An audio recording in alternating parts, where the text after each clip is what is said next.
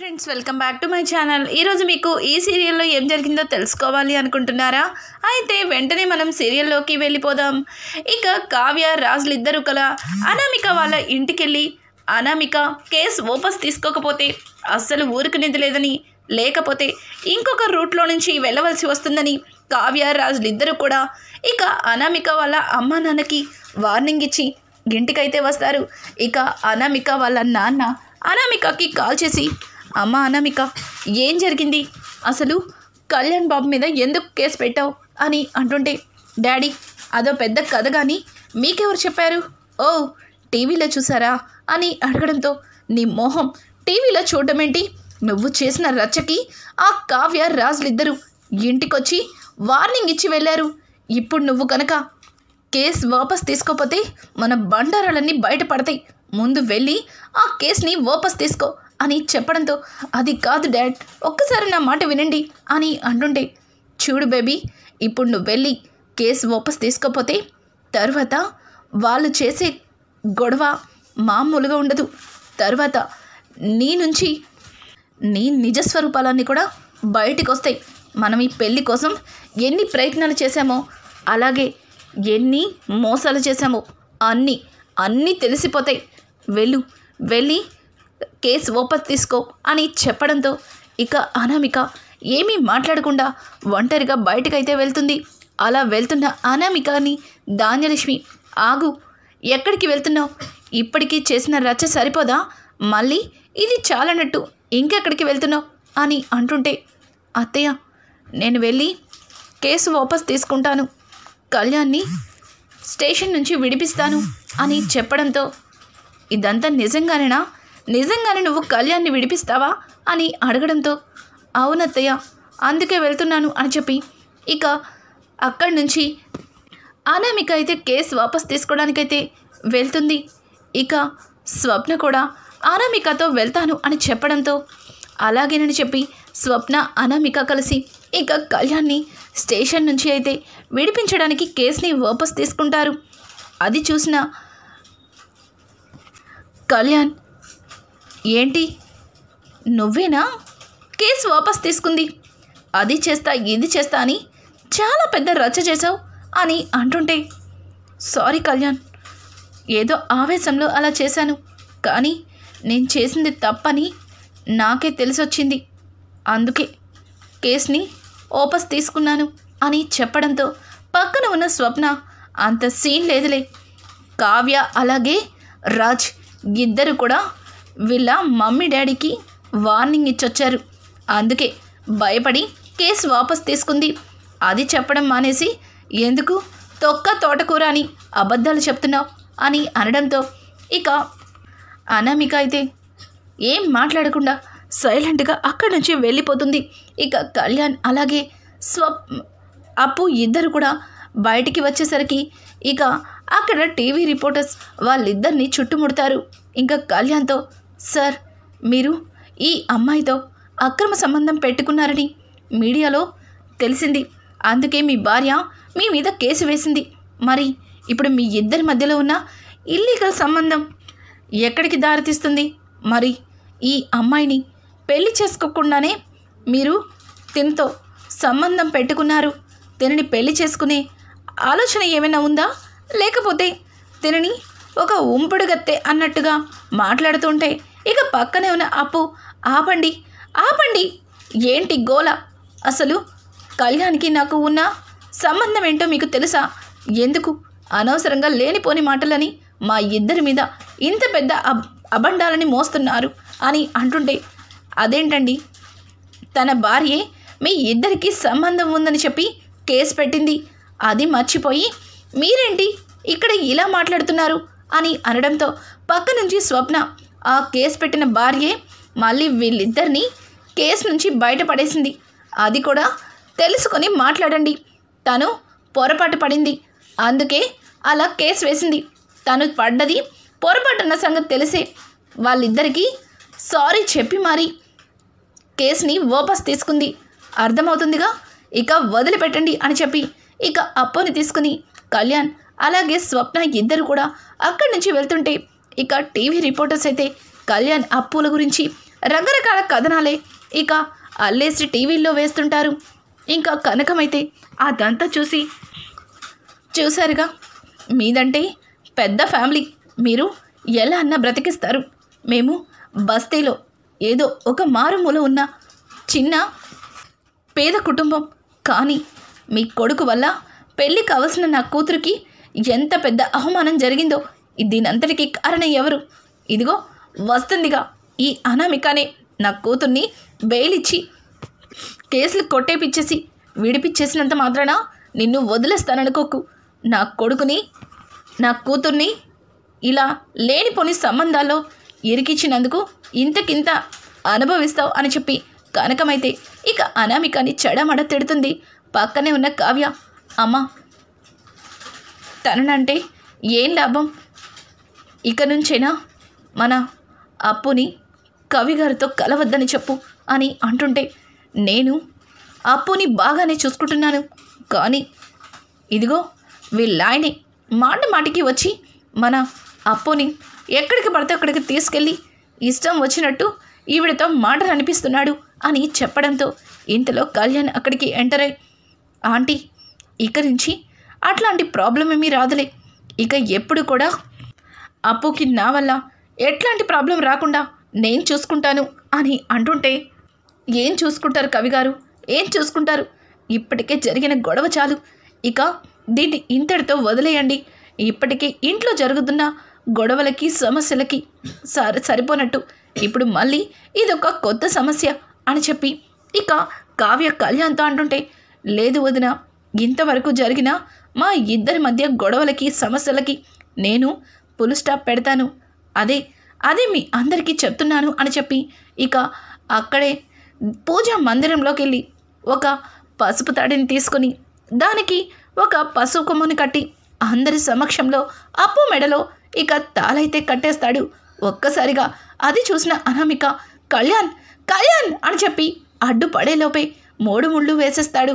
ఇక అనామిక, ఏంటి కళ్యాణ్, నా కళ్ళ ముందే ఈ అప్పు మెడలో తాళి కట్టావు అంటే మరి నేనెవరు, మరి నా పరిస్థితి ఏంటి అని అడగడంతో, చూడు, నువ్వు నా మీద కేసు పెట్టి నన్ను స్టేషన్లో పెట్టినప్పుడే నాకు అర్థమైంది నిజమైన ప్రేమేంటో, నన్ను నిజంగా ప్రేమించింది ఎవరో, అలాగే నా నుంచి ప్రేమని మాత్రమే కోరుకునే బంధం ఏంటో నాకప్పుడే అర్థమైంది. చూడు, నీలాంటి దాంతో ఇక నేను కాపురం చెయ్యలేను, ఇక నీ మొహం కూడా నాకు చూపించద్దు, త్వరలోనే విడాకుల పేపర్లు వస్తాయి, రెడీగా ఉండు అని చెప్పి ఇక అనామిక తల పట్టుకొని ఇక నిర్దాక్షిణ్యంగా ఇంటి నుంచి బయటకు గెంటేస్తాడు. అదే టైంలో అనామిక అమ్మ నాన్న కూడా వస్తారు. ఏంటి బాబు, ఏంటిదంతా, నా కూతుర్ని ఇలా అందరి ముందు మెడ పట్టుకొని బయటికి గెంటేస్తున్నావు, అందరూ చూస్తుండగానే ఇంకో అమ్మాయి మెడలో తాళి కట్టావు, ఇదేనా దుగ్గిరాల వారి సంస్కారం అని అడగడంతో ఇంకా వెంటనే కళ్యాణ్, చూడండి, దుగ్గిరాళ్ళ వారి సంస్కారం గురించి మాట్లాడే హక్కు అధికారం మీకు లేదు. ఎన్ని రోజులు మీకు ఎవ్వరికీ తెలియని ఒక నిజాన్ని చెప్తాను. ఈ అనామిక నన్ను ప్రేమించినట్టు నటించి నన్ను తన చుట్టూ తిప్పుకొని తనకి నాకు పెళ్లి జరిగేలా తానే ప్లాన్ చేసింది. ఇదంతటికి కారణం నా వెనకున్న నా ఆస్తిని చూసి నా వెంట పడింది, నా ఆస్తిని చూసి నన్ను పెళ్లి చేసుకునేలా చేసింది. అనవసరంగా నిజమైన ప్రేమ ఏదో గుర్తించలేక వ్యామోహంలో ఈ అనామిక వెంట పడ్డాను. ఇట్లాంటి వ్యక్తితో నేను కలిసి ఉండలేను. ప్లీజ్ నన్నెవరు ఈ విషయంలో ఇబ్బంది పెట్టద్దు. చూడండి ఆంటీ, ఈ రోజు నుంచి అప్పు నా భార్య. ఇంతవరకు అప్పు నా స్నేహితురాలుగానే అందరికీ తెలుసు, కానీ ఇప్పుడు అప్పు మెడలో నేను తాళి కట్టాను. తను నా భార్య కాదని అనే హక్కు ఎవరికీ లేదు అని చెప్పి ఇక అప్పు చెయ్యి పట్టుకొని తన గదిలోకైతే తీసుకెళ్తుంటాడు. అప్పుకి నోటి నుంచి మాట్లాడదు. ఒక విధంగా స్వప్న అయితే సంతోషపడుతుంది. రుద్రాణి, చాలా బాగుంది కనకం, ముగ్గురు కూతుర్లని ముగ్గురికి బాగానే అంటకట్టేశావు, చాలా బాగుంది, ప్రేమించి పెళ్లి చేసుకున్నోడిని కూడా భలే లాగేసుకున్నావు కనకం అని చెప్పి రుద్రాణి అయితే ఇక కనకాన్ని ఇష్టం వచ్చినట్టు మాట్లాడుతుంది. కనకం కోపంతో, రుద్రాణి గారు, నేను ఎవ్వరిని మోసం చేయలేదు, ఎవ్వరికి అన్యాయం చేయలేదు. నా పెద్ద కూతురు విషయంలో మీతో చాలా అబద్ధాలే చెప్పాను. కానీ అంతా తెలిసిన తర్వాతే నా చిన్న కూతురు కావ్య మెడలో అల్లుడు గారు తాళి కట్టారు. అలాగే మీ రాహుల్ చేసిన మోసానికి నా స్వప్న బలి కాకూడదని పెద్దల సమక్షంలో స్వప్నకి తాళి కట్టించారు. ఇక అప్పు విషయం, అసలు నేను కూడా ఇక్కడే మీతో పాటే ఉన్నాను. ఇందులో నా జోక్యం ఏమాత్రం లేదని నీకు తెలుసు. కానీ కావాలని నువ్వు గొడవని పెద్దది చేస్తున్నావు అని చెప్పి ఇక కనకం మాట్లాడుతుంటే, చాలమ్మా చాలు, ఆపుతావా? నీ ముగ్గురు కూతుర్లని డబ్బున్న వాళ్ళకి ఎరగా వేసి చాలా బాగా ప్లాన్ చేసావు. చివరికి పెళ్ళైన నా కొడుకుని కూడా వదిలిపెట్టలేదు. వాడి జీవితాన్ని నాశనం చేసేసావు. రే కళ్యాణ్, నువ్వు అనామిక ప్రేమించి పెళ్లి చేసుకున్నారా? కానీ నువ్వు ఇలాంటి నిర్ణయం తీసుకోవడం చాలా పెద్ద తప్పు అని అంటుంటే, అమ్మా నేను ఇప్పుడు కరెక్ట్ నిర్ణయం తీసుకున్నాను. అప్పుని పెళ్లి చేసుకుని ఇక ఈ విషయాన్ని ఇంతటితో వదిలిపెట్టండి అని చెప్పి అప్పుని అక్కడి నుంచి తీసుకుపోతాడు. ఇక కనకం కూడా అక్కడి నుంచి ఇప్పుడు నా గుండె కుదుట పడింది, ఇప్పుడు నాకు సంతోషంగా ఉంది అని అనుకుంటూ కనకం వాళ్ళ ఆయన కృష్ణమూర్తికి ఫోన్ చేస్తూ, ఏవయ్యా ఇక నుంచి అప్పుకి పెళ్లి సంబంధాలు చూడక్కర్లేదు, ఎందుకంటే అప్పుకి కళ్యాణ్ బాబుకి పెళ్ళి అయిపోయింది అని అంటుంటే, అట్నుంచి కృష్ణమూర్తి ఏంటే ఏం మాట్లాడుతున్నావే, ఏమైంది అని అడుగుతుంటే, నువ్వు వచ్చిన తర్వాత అంత నీకు వివరంగా చెప్తాను అని చెప్పి అక్కడి నుంచి కనకం కూడా వెళ్ళిపోతుంది. ఇక అనామిక ఏడుస్తూ, చూడండి ఇంతలా మోసం చేసిన నన్ను ఇంతలాగా మోసం చేసిన మిమ్మల్ని ఎవరిని కూడా వదిలిపెట్టను. ముఖ్యంగా కావ్య, నీ వల్లే కళ్యాణ్ అలా చేశాడు. నన్ను స్టేషన్కి వెళ్ళి కేసు వాపస్ తీసుకోమని ఇక్కడ సైలెంట్గా నీ చెల్లితో కళ్యాణ్కి పెళ్లి జరిగేలా చేసేసావు నిన్ను అని చెప్పి ఇక అనామిక మాట్లాడుతుంటే రాజ్ ఎంటర్ అయ్యి, షటప్ అనామిక, ఈ విషయంలో కావ్యకి ఏమాత్రం ప్రమేయం లేదు. అయినా మాట్లాడితే కావ్యని తప్పు పడుతున్నావు. ముందు ప్రేమించి పెళ్లి చేసుకున్న భర్తతో ఎలా ఉండాలో తెలియకుండా నువ్వు విచ్చలవిడిగా ప్రవర్తించావు. అయినా నువ్వేదో మంచి పని చేసినట్టు మాట్లాడుతున్నావు. ఇన్ని రోజులు కళ్యాణ్ నిన్ను ప్రేమిస్తున్నాడు, నిన్ను పెళ్లి చేసుకున్నాడు అనే చిన్న విషయంతో నీ గురించి నిజం తెలిసినా సరే ఎవ్వరి ముందు బయట పెట్టలేదు. పిన్ని, ఈ అనామిక ఒక మోసగత్తె. తిను చేసిన మోసం ఇంత అంతా కాదు. తిను వల్ల అబ్బాయిల జీవితాలే నాశనమయ్యాయి. ఈ నిజాన్ని చెప్తే కళ్యాణ్ ఎక్కడ గుండె పగిలిపోతుందా అన్న ఉద్దేశంతో ఈ నిజాన్ని నాలోనే దాచిపెట్టుకున్నాను. అది తెలియక కళ్యాణ్ని ఈ అనామికకిచ్చి పెళ్లి చేశాం అని చెప్పడంతో, ఏంటి రాజ్, ఏం మాట్లాడుతున్నావు? అసలు ఏంట్రా అనామిక గురించి అంత పెద్ద తప్పు చెప్తున్నావు అంటుంటే ఇక పక్క నుంచి అనామిక, అవును, పెళ్లి చేసుకుని పెళ్ళి ఎవరిని చేసుకున్నానో ఎవరితో తిరుగుతున్నానో తెలియకుండా ఒక బిడ్డని ఇంటికి తీసుకొచ్చి మాట్లాడే మీరే నా గురించి చెప్పాలి అని అంటుంటే, షటప్ అనామిక, ఎన్ని రోజులు నువ్వు ఎన్ని తప్పులు చేసినా సరే నోరు ఎత్తకపోవడానికి కారణం కేవలం ఆ చిన్న బాబు వల్లే. కానీ ఆ బాబు ఎవరు అన్న నిజాన్ని చెప్పే టైం ఇప్పుడు వచ్చింది. ఆ బిడ్డ ఎవరో కాదు, ఇదిగో ఈ అనామికకి పుట్టిన బిడ్డే అని చెప్పడంతో ఒక్కసారిగా అనామిక షాక్ అయిపోతుంది. అలాగే అక్కడ ఉన్న కుటుంబం కూడా షాక్ అయిపోతుంది. ఇక అపర్ణ అయితే, ఏంటి రాజ్, ఏం మాట్లాడుతున్నావు? ఈ బిడ్డ అనామిక బిడ్డేంటి? అసలు ఏం జరుగుతుంది అని అంటుంటే, సుబ్రహ్మణ్యం గారు, నిజం మీరు చెప్తారా లేకపోతే నన్నే చెప్పమంటారా? ఇప్పటికైనా నోరు విప్పరా అని చెప్పి రాజ్ గట్టిగా ఇక సుబ్రహ్మణ్యాన్ని నిలదీస్తాడు. పక్కనే ఉన్న సుభాష్ నిలదీయకపోతే ఇప్పుడే పోలీసులకి ఫోన్ చేసి ఇలా కుటుంబాన్ని జైల్లో పెట్టిస్తాను అని చెప్పి సుభాష్ కూడా గట్టిగా మాట్లాడతాడు. ఇక సుబ్రహ్మణ్యం అయితే, అవును ఆ బిడ్డ ఆ బిడ్డ మా అనామికకి పుట్టిన బిడ్డే. కాకపోతే ఇది అనామికకి ఏమాత్రం కూడా తెలీదు. మీరు అనామికని తప్పుగా అనుకోవద్దు. వాళ్ళు కాలేజ్ డేస్లోనే ఒక అబ్బాయితో ప్రేమలో పడింది. మాకు ఇష్టం లేకపోయినా సరే అతన్ని పెళ్లి చేసుకుంది. కానీ అనామికకి కూడా కాస్త డబ్బాస ఉండడం వల్ల పెళ్లి చేసుకున్న వాడికి ఏ ఆస్తి లేదు అని తెలిసిన తర్వాత అతనితో విడిపోయి తిరిగి మళ్ళీ పుట్టింటికి వచ్చేసింది. కానీ అప్పటికే తనకి 5వ నెల. కనీసం అబార్షన్ చేయించడానికి కూడా వీల్లేదు. ఆ టైంలోనే అనామికని ఇక్కడి నుంచి ఇదిగో నా భార్య వాళ్ళ పుట్టింటికి తీసుకెళ్ళి అక్కడ డెలివరీ అయ్యాక అనామిక కళ్ళు తెరవకముందే తన నుంచి బిడ్డని దూరం చేశాం. ఒక ఆశ్రమంలో వేశామని మేమనుకున్నాం. కానీ అక్కడికి ఇదిగో దీన్ని ప్రేమించి పెళ్లి చేసుకున్నవాడు ఆ బిడ్డని తీసుకొచ్చి పెంచడం మొదలుపెట్టాడు. అనుకోకుండా రాజ్ అతన్ని కార్తో యాక్సిడెంట్ చేశాడు. ఆ యాక్సిడెంట్లో అతను స్పాట్లో చనిపోయాడు. ఆ బిడ్డని తనే స్వయంగా తీసుకొచ్చి పెంచుతున్నాడు. ఎన్ని రోజులు ఆ బిడ్డకి తల్లెవరు అని మీరందరూ రాజ్ని రకరకాలుగా ప్రశ్నించారు. కానీ ఈ నిజం రాజ్కి కూడా తెలియకే మీతో ఏమీ చెప్పలేకపోయాడు. ఆ నిజాన్ని నిన్న రాజ్ మా ఇంటికి వచ్చినప్పుడే మాకు కూడా తెలిసింది. ఎందుకంటే అతను తల్లిదండ్రులు మా ఇంటికి వచ్చి చాలా పెద్ద గొడవ చేశారు.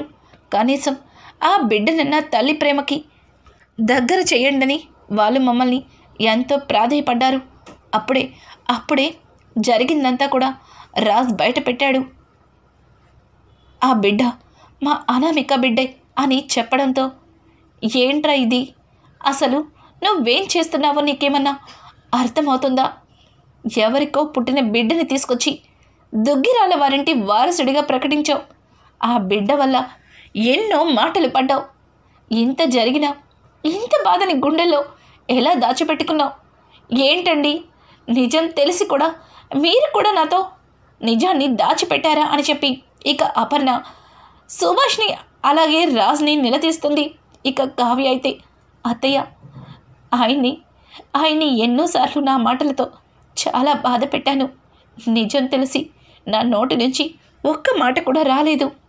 ఒక బిడ్డకి తానే తల్లి తండ్రిగా పెంచుతానని చెప్తుంటే అర్థం చేసుకోలేకపోయాను. ఇంట్లో తన కన్న తల్లి తిరుగుతున్నా సరే ఆ బిడ్డ ఏడుపులు తన తల్లికి చెవులకి వినిపించలేదు అని చెప్పి ఇక కావ్య చెప్తుంటే ఒక్కసారిగా అనామిక ఎమోషనల్ అయ్యి నన్ను క్షమించండి, నేను చాలా పెద్ద తప్పు చేశాను, ప్లీజ్ నా బిడ్డని నాకు ఇవ్వండి, నా బిడ్డ నాకు కావాలి అని అడగడంతో ఇక కావ్య లేదు, ఆ బిడ్డని నీకిచ్చేదే లేదు, నువ్వు చేసిన మోసానికి నువ్వు చేస్తున్న అన్యాయానికి నీకు శిక్ష పడాల్సిందే అని చెప్పి కావ్య అంటుంటే ప్లీజ్ దయచేసి ఇప్పటికే సగం చచ్చిపోయాను, పూర్తిగా చంపద్దు, నా బిడ్డని నాకు ఇచ్చేయండి అని చెప్పి అనామిక అయితే ఇక కావ్య రాజ్ల కాళ్ళ మీద పడి బోరున ఏడుస్తుంది. ఇంకా కావ్య రాజ్ల కాళ్ళ మీద పడి ఏడవడంతో ఇంకా రాజ్ తీసుకున్న నిర్ణయంతో అనామికకి బిడ్డని అలాగే బిడ్డతో పాటు కళ్యాణ్తో తనకున్న పెళ్లి బంధాన్ని ఆ కుటుంబంలో ఉండడానికి తనకి హక్కు, ఇవన్నీ కూడా రాజ్ తనకి కల్పిస్తాడా? రానున్న ఎపిసోడ్స్ మరింత ఇంట్రెస్టింగ్గా మారిపోతున్నాయి. ఇక వీడియో మీకు నచ్చినట్టయితే లైక్ చేసి సబ్స్క్రైబ్ చేసుకోవడం మాత్రం మర్చిపోకండి. Thanks for watching. Hi friends, welcome back to my channel. ఈరోజు